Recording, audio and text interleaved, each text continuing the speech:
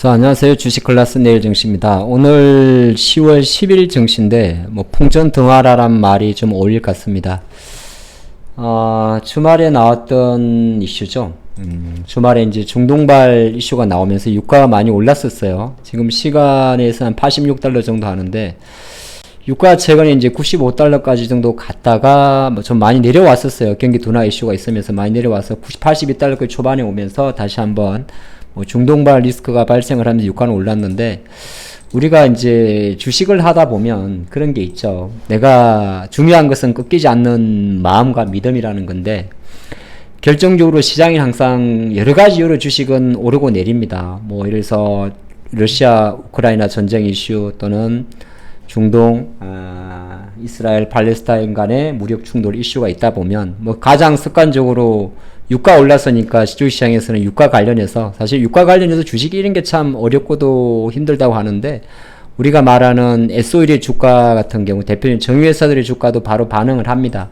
반응을 하는데 이런 친구들의 반응은 되게 제한적이고, 우리 어떻게 보면 직접적인 관련이 없는 석유 유통회사, 사실 유가 오른 거하고 유통 마진이 좋아지는 것도 아닙니다만은 홍구석유라든지 한국석유처럼 석유 유통회사들의 주가는 또 상한가의 기염을 보여요. 그래서 우리는 이런 거를 테마주라고 이야기를 합니다. 물론 주식 시세라는 게 어느 정도 공식적으로 정해진 건 아닙니다만은 이런 이슈도 있을 수 있고, 또 전쟁이라는 이슈가 있기 때문에 아시겠지만은 중동이니까 사막전이잖아요. 사막전이면 아무래도 우리가 청궁, 그 다음에 청궁 맞죠? 자주포 이런 거 하는 LIG 넥스원 이런 기업들의 주가 가 반응을 합니다만, 이런 종목들의 반응 속도는 정강후약으로 마감을 하고, 대신 또 좀 잘잘한 방산주들, 우리가 방산주 다 사실 방위산업 관련주나 빅테크 이런 기업들이 회사가 이상한 회사는 아니에요. 적자 기업도 아니고. 하지만 이제 주가의 반응 속도를 놓고 보면 이제 이런 테마주들이 움직이게 되는데, 중요한 것은 그것 자체가 정말 우리나라 정치가 이 러시아 이스라엘 팔레스타인 이슈 때문에 이렇게 망가질 정도인가에 대한 고민인 거죠. 오늘도 보시게 되면 오늘 정시가 초반엔 좀 강했었어요. 초반엔 좀 강했습니다. 11시부터 제일 일찍 흘러내릴 때. 그래서 제가 오늘 드린 이야기가, 보통 정시가 11시 전후부터 이렇게 약간 상승 추세가 꺾일 때는 시간도 되게 중요해요. 그러면 대부분이 거의 장중에 나온 이슈보다 초반 같은 경우는 미국장 이슈고요. 중동발 이슈가 됐고, 11시부터 1시까지 움직이는 거는 대부분이 중국 이슈가 좀 되게 많습니다. 그럼 중국 같은 경우는 지금 어제 장이 열렸었고요. 한 일주일 정도 쉬었다가 어제는 조금 올려놔서 저도 좀 불안하게 봤는데, 다시 여전히 이제 좀 약세 마감했죠. 근데 중국도 많이 빠진 것도 아니에요. 근데 유독 이제 우리나라 정시는 중국이 내려가는 건 대부분 또 비슷한 일정이 되겠죠. 시장에 상당히 많은 재료가 있습니다만은 중국은 예를 들어서 비구유한 이야기도 있을 것 같습니다. 그쵸? 어떻게 비구유한 디폴트 리스크도 있을 거고, 하지만 이런 것 자체가 새로운 재료는 아닌데, 국내 증시는 어떻게 보게 되면, 오늘 원화 환율 시장도 요 정도면 우리나라, 우리 투자자분들이 느끼기에 제식 그런 거거든요. 주식이, 왜 빠지는 거야? 그럴 땐 저 이런 이야기를 드리고 싶습니다. 이 시장이란 게 가끔 보다 보면 정말 앞도 안 보이고, 어디가 바닥인지도 모르겠고, 차트를 봤더니 차트를 보니까 그냥 공포 그 자체예요. 내일도 빠질 것 같고, 빠질 수도 있습니다. 근데 이건 그나마 지수예요. 주가 지수예요.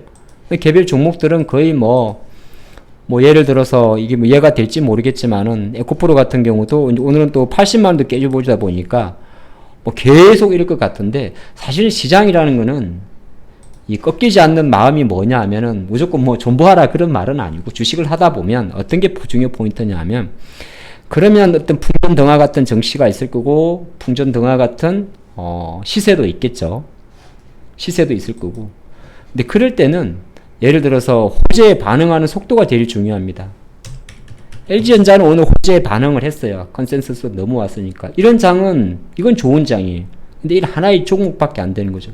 그럼 06540 빅텍이 올랐다는 거는 이것도 어떻게 보게 되면 전쟁 관련 일정에 반응을 한 겁니다. 근데 이건 아주 빙산의 일각이고요. 많은 종목들이 이렇게 시장에서 외국인들이 많이 판 것도 아니죠. 2천억 팔았어요. 근데 개인들이 많이 팔았습니다. 근데 이거는 팔린 거죠. 파는 게 아니라 팔린 겁니다. 근데 보통 이런 것 자체가 언제 많이 나오냐면, 장이 이제 전체적으로 불안할 때, 그리고 이런 게 있을 수 있어요. 투자가들은 개인도 있고 외국인도 있고 기관도 있을 거예요. 있는데 보통 이제 이런 거죠. 정시가 약간은 이제 오를 수 있는 모든 조건을 갖췄단 말이에요. 예를 들어서 이렇게 마감을 했고 이렇게 마감을 했어요. 금요일 날. 뭐 이거는 뭐 제가 하루하루 매일 영상을 같이 하지만 오늘 내일만 볼 재료는 아니에요. 그럼 분명히 올라야 되는 자리에서 아침에 강하게 출발을 합니다. 이렇게. 그럼 그 과정에는 이제 예를 들어 여러 가지 조건이 있었겠죠. 꺾이지 않는 마음 갈 수 없게 나스닥이 뭐 돌았었다든지, 아니면은 이제 우리가 좀 중요하게 생각하는 또 미국의 국채 금리가 어느 정도 꺾인다든지, 이제 이런 좀 꺾이지 않는 어떤 흔들리지 않는 마음이 있는 상태에 불구하고 주식은 약간 요런 일정들이 좀 있어요.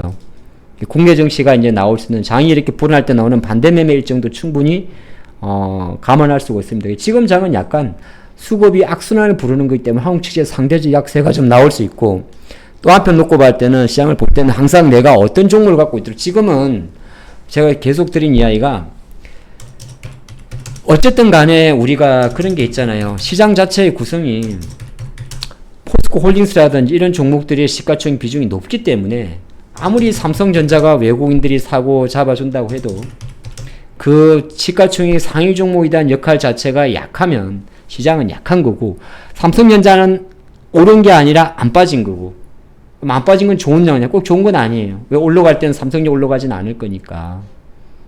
근데 미국이란 시장은 뭐 아시겠지만은 뭐 엔비디아도 있고 이런 친구도 있는데 한국에는 없는 거죠. 그게 아쉬운 거죠. 근데 아쉽지만은 지금 현재 상태에서는 약간은 이런 반대 매매 일정들, 그래서 신용이 반대가 반대를 부르는, 이거는 신용 잔고 융자의 추이입니다. 8월 한 20조에서 지금 19조 원 초반까지 떨어졌죠. 그러다 보니까 오늘 이제 투자자별 동향에서 그런 현정이 나온단 말이에요. 여기는 안 적어놨네. 네. 개인들의 반대 매매. 그러면 이제 장을 좀 정리하면 이런 거예요. 지금 같은 장에는 꺾이지 않는 마음은 뭐냐 하면, 풍전 더한 같은 거는 이제 수급의 악순환을 이야기하는 거고, 지수도 마찬가지예요. 지수가 나쁠 땐 수급의 악순환이 언제든지 생길 수 있다. 2시 후에 나오는 푸닥는 반대 매매도 나올 수 있다. 그 다음에 2시 후에 나왔다가 보시면 에코프로 같은 종목들을 잘 보시면, 이게 에코프로의 차트인데 이게 일봉이거든요. 그러면 같이 좀 밀려다가 1시부터 2시, 1시 전후부터 나오는 물량들은 이제 전저점을 이탈할 때 82만원의 전저점이에요.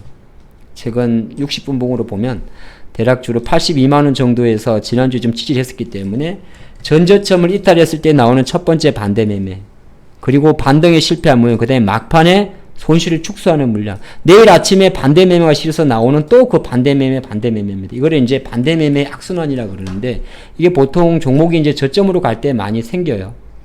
근데 이런 거는 또 한편으로 놓고 보면, 이것만 놓고 보면 하염없이 많이 빠질 것 같은데, 또 돌리는 것도 건방입니다.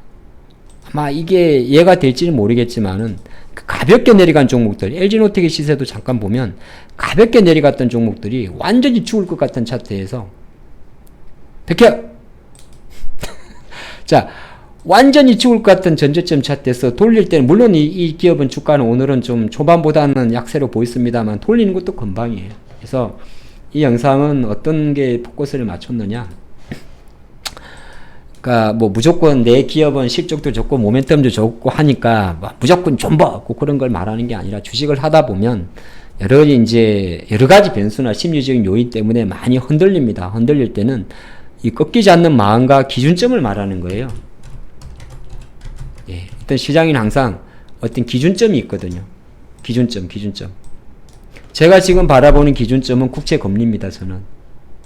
그리고 물론 이제 중동발 이슈를 바라보는 기준금리는 이렇게 유가 90달러 이상으로 회복하냐 안 하냐, 회복하면 이제 중동발 이슈를 더 길게 봐야 되는 거고, 일단 저는 그런 기준점에 대한 거를 항상 좀 갖고 보신다면, 조금 힘든 시기에 주식을 하더라도 시세는 금방금방 나의 마음을 흔들 수도 있고 들었다 놨다 합니다. 근데 그런 시세가 흔들릴 때 어떤 그 시세의 어떤 그 급락을 되돌려 줄 수 있는 그런 기준점이 있느냐 없느냐를 가지고 좀 보시면 좋을 것 같습니다. 오늘 정리가 안 되네요. 장이 너무 나쁜가 봐요. 내일은 화이팅 하도록 하죠.